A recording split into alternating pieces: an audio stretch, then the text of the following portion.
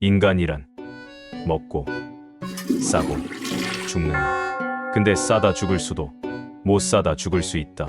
한 놈은 회피형이다. 가지 말라 애원해도 문부수고 도망간다. 한 놈은 집착형이지. 제발 좀 꺼져달라 애원해도 절대 안 간다.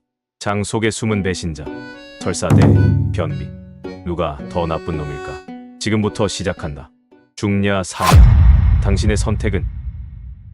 먼저 변비와 설사의 정의, 그리고 진단 기준에 대해 알려준다.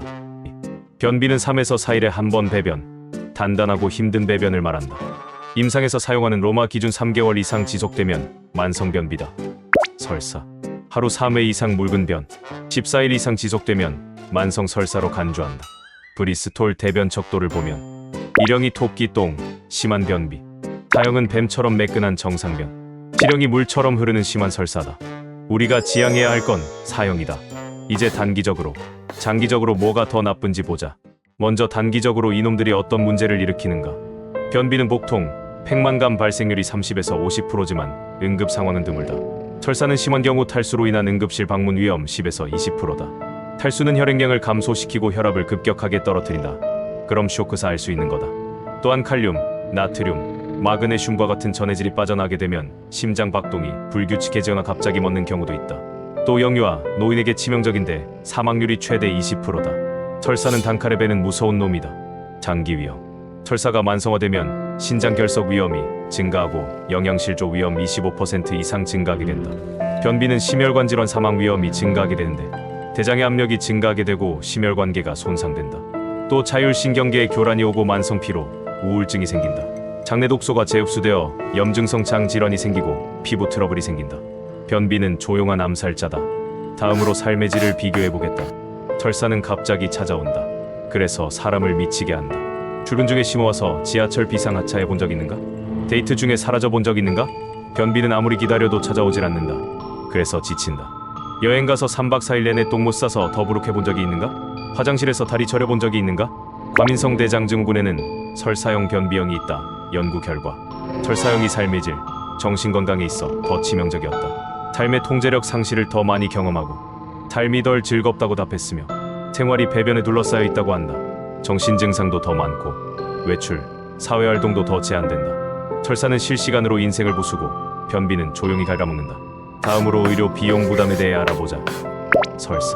설사는 동네 비용 1, 2만원, 응급실 갈 경우 20만원 정도, 입원 시 3, 40이다. 변비는 동네 병원비, 장기관리를 위한 유산균, 내시경 수십만원, 합병증 발생 시 수백 수천만원이 든다. 설사는 응급지출, 변비는 만성지출. 둘 다 지갑을 터뜨린다. 다음으로 인구 환경별 차이를 보자. 소아는 체액 손실, 탈수 사망 위험으로 설사가 더 위험하다.